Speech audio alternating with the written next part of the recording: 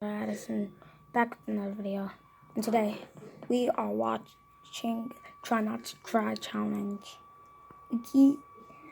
Let's get started. Try not to cry.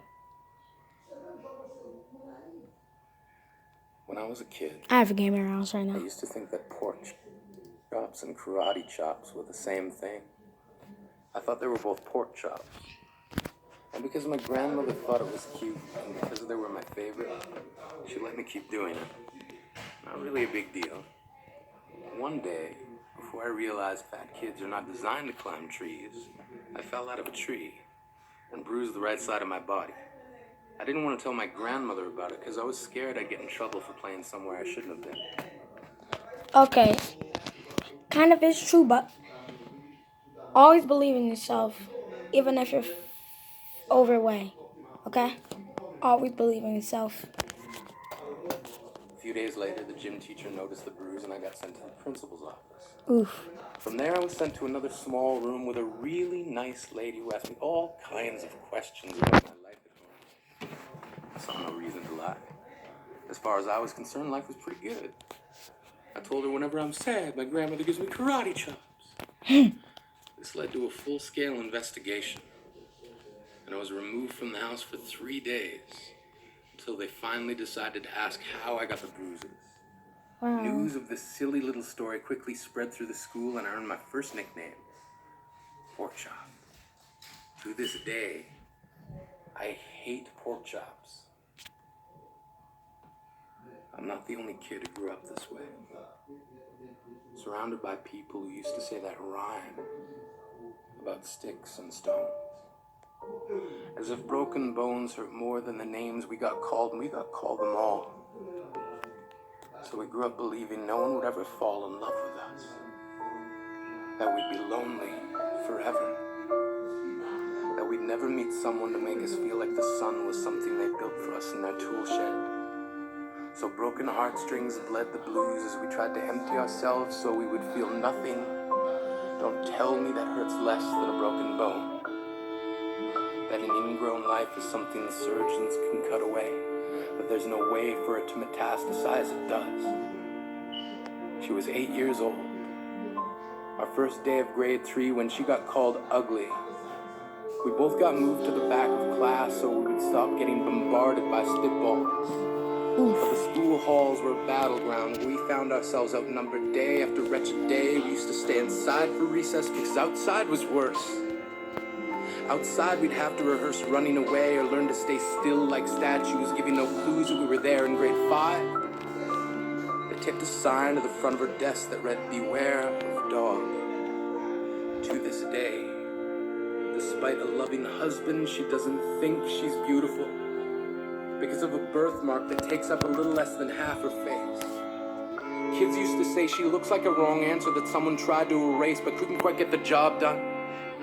And they'll never understand that she's raising 2 kids whose definition of beauty begins with the word mom. Because they see her heart before they see her skin. Because she's only ever always been amazing. He was a broken branch grafted onto a different family tree. Adopted. Not because his parents opted for a different destiny.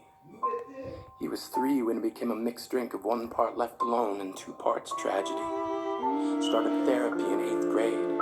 Had a personality made up of tests and pills. Lived like the uphills were mountains and the downhills were cliffs. 4/5 suicidal, a tidal wave of antidepressants, and an adolescence being called pauper. 1 part because of the pills. 99 parts because of the cruelty. He tried to kill himself in grade 10 when a kid who could still go home to mom and dad had the audacity to tell him, "Get over it." As if depression is something that can be remedied by any of the contents found in a first aid kit. To this day, he's a stick of TNT lit from both ends. Could describe to you in detail the way the sky bends in the moments before it's about to fall. And despite an army of friends who all call him an inspiration, he remains a conversation piece between people who can't understand. Sometimes being drug-free has less to do with addiction and more to do with... Okay, don't do drugs, first of all. It could kill you.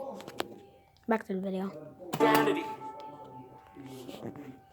We weren't the only kids who grew up this way.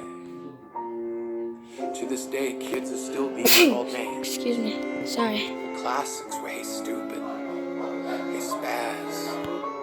Seems like every school has an arsenal of names getting updated every year. And if a kid breaks in school and no one around chooses to hear, do they make a sound? Or they're just background noise from a soundtrack stuck on repeat, and people say things like kids can be cruel. Every school was I'm a not big crying circus tent, at all. and the pecking order went from acrobats to lion tamers, from clowns to carnies. All of these miles ahead of who we were freaks. Lobster-clawed boys and bearded ladies. Oddities juggling depression and loneliness, playing solitaire, spitting the bottle, trying to kiss the wounded parts of ourselves and heal. But at night, while the others slept, we kept walking the tightrope. It was practice, and yes, some of us fell. But I want to tell them that all of this is just debris left over when we finally decide to smash all the things we thought we used to be. And if you can't see anything beautiful about yourself, get a better mirror. Look a little closer. Stare a little longer. Because there's something inside you that made you keep trying despite everyone who told you to quit. You built a cast around your broken heart and signed it yourself. You signed it. They were wrong. Because maybe you didn't belong to a group or a clique. Maybe they decided to pick you last for basketball or everything. Maybe you used to bring bruises and broken teeth to show and tell but never told. Because how can you hold your ground if everyone around you wants to bury you beneath it? You have to believe that they were wrong. They have to be wrong. Why else would we still be here? We grew up learning to cheer on the underdog because we see ourselves in them. We stem from a root planted in the belief that we are not what we were called. We are not abandoned cars stalled out and sitting empty on some highway. And if in some way we are, don't worry. We only got out to walk and get gas. We are graduating members from the class of We Made It. Not the faded echoes of voices crying out names will never hurt me.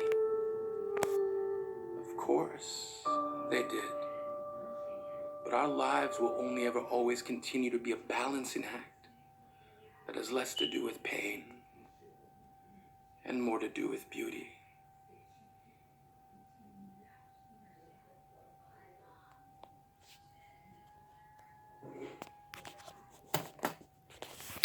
Okay, not gonna lie, but I was almost about to cry.